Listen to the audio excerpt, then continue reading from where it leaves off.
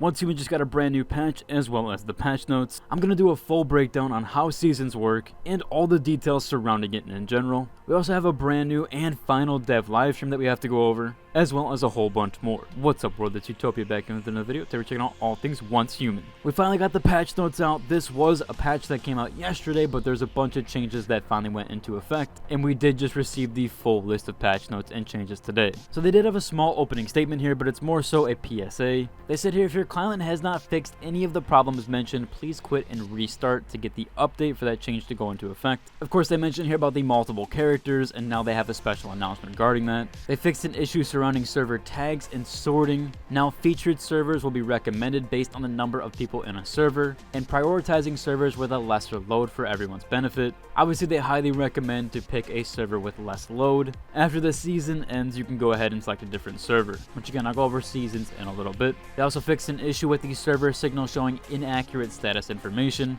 I did notice that with NA, it had a red bar. As I'm in NA, it was a bit weird because EU had a green bar, so it seems like there was a bit of a bug there, but that has now been fixed. They also optimized server recognition logic due to crashes and disconnecting. Now, there was some major performance and client engine changes. They optimized some crash and lag issues that had been discovered and optimized the client frame rate. I noticed this last night, the first night the game launched. I actually had a really good time with the game. My game ran perfectly fine, but then in the morning, I actually had some frame rate issues. I thought it was my PC. I did everything. I lowered settings. However, I do believe this was server issue and server related, or at least client related. And now that I've played the game recently, especially with yesterday's patch, I don't have any more performance issues. So I do believe that's been fixed, especially for the most part. They also improved the number of enemies and players that can be shown in high performance. And the original intention was to avoid showing too many enemies and players at the same time, as it would cause the client engine to lag more. However, it caused some issues with promptly discovering enemies in combat scenarios, so they've adjusted the limit and they'll continue to closely monitor that and optimize the issue. They also optimized Steam and Epic's client language option. You can now play the game in the supported languages mentioned in the storefront, and so they said obviously you can choose your preferred language. For the settings category, they added the ability to flip the left and right mouse button. That is for the left-handed mouse handling in the settings screen. Jumping over to tasks and main story, they had a small fix here with the player's birth point, causing tasks to be soft locked after being defeated in the tutorial. If you encountered this issue, please click Unstuck in the escape screen to fix the issue. For the gameplay section, they fixed an issue of being unable to change the weapon using the mouse wheel after executing an enemy with a melee weapon. They also fixed an issue with failing to plant when planting in the wilderness or the eternal land. They optimized the camera performance when driving a vehicle and improved the driving experience. They fixed an issue being a small chance that telekinetic items would continue focus on the player's movement and unable to fire when using the telekinesis. One of the last categories here, we had social trade, where they fixed an issue regarding region channels being unable to send messages under certain circumstances. They also fixed an issue regarding abnormal empty items that would appear in a vending machine, and an issue being unable to use the UID to search in results for your friends, which also fixed an issue regarding chat channel messages sometimes getting lost or lagging. For events, they fixed the issue regarding Discord link event page sometimes not being displayed on certain clients. That does cover for the patch notes. I'm going to move on to now explain the seasons and what the seasonal mechanic is. Also quickly, I do want to go over my friend code, as I have updated this here.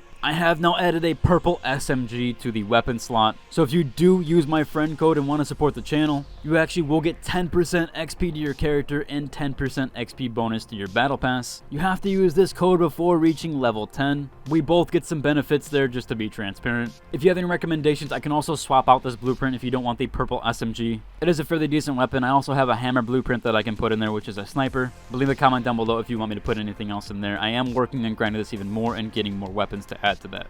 So they go in depth here to break down the PvP scenarios, the PvE scenarios, everything about the seasons. They say here, what are seasons? Each server has a gameplay theme, which we call seasonal scenarios. Each season offers different seasonal objectives or special gameplay mechanics. They've crafted a range of these to tailor to different PvE and PvP servers, each packed with unique mechanics, environments, and content, which may take place in different areas of the map, including map areas that have not been unlocked. And some scenarios will also feature a completely new storyline experience, and once the season includes, you can embrace a new challenge by joining a different scenario or taking on your current one with a renewed outlook. And they said here, after each season you can sign up for the next scenario. Additionally, be on the lookout for 2 new scenarios launching later this year. Now they do outline the differences between PvP and PvE here. Well, they said for PvE it will be a new survival element, and for PvP it will be centered around faction, confrontations, and agency. They went on to say what inspired them for the seasons. They want to present players with more various gaming experiences so that the game has a little something for everyone, no matter their gameplay style and preference. They said once a scenario or new season begins, you will actually lose your progress. Some players are worried that their in-game progress will be reset in 6 weeks, but they are here to reassure you that this will not happen. They value the time and effort you put into this game, so the items and gear that you have obtained from the seasonal scenarios will remain intact in various ways. They go over the following in-game content will be retained no matter how long or how the seasons and servers change. The important currency section here, Star Chromes, the Crystons, or the paid currency in the store. The Misuko's marks, the Stellar Planula,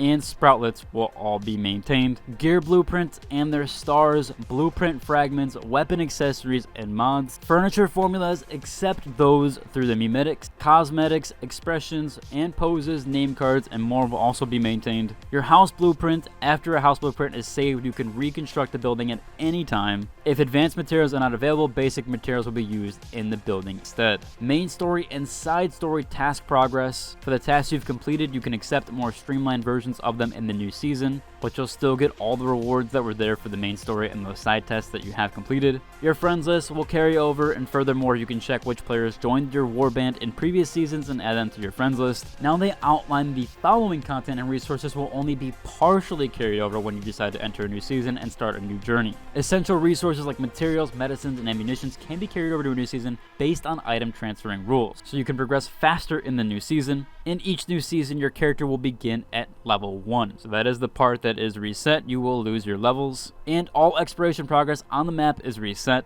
This will ensure a level playing field for all players in the new season. Additionally, the new scenario will present a different map for exploration and rewards, and each seasonal server will also feature fresh challenges, tasks, and rewards. They went on lastly here to say, why does each scenario only last 6 weeks? Well, they went on to say different scenarios have different durations. The 2 existing scenarios are 6 weeks in length. Future scenarios and seasons might have longer or even shorter durations, and there might even be some permanent ones for players to enjoy in the game. So again, scenarios and seasons are kind of tied, essentially like a Diablo season. Well, you will be reset to level 1, however, you do maintain some stuff of that. You again can pick a new server with a new season / scenario. However, you will maintain the loot from your previous season and server, or the stuff that's been outlined overall, aside from the things that have been partially carried over and your level, which will be entirely reset. Now, there has been some controversy about this, it only lasting 6 weeks. I do think we should see how it plays out. I think 6 weeks is a little bit on the short end, but I also think that it could play out fairly fun and well.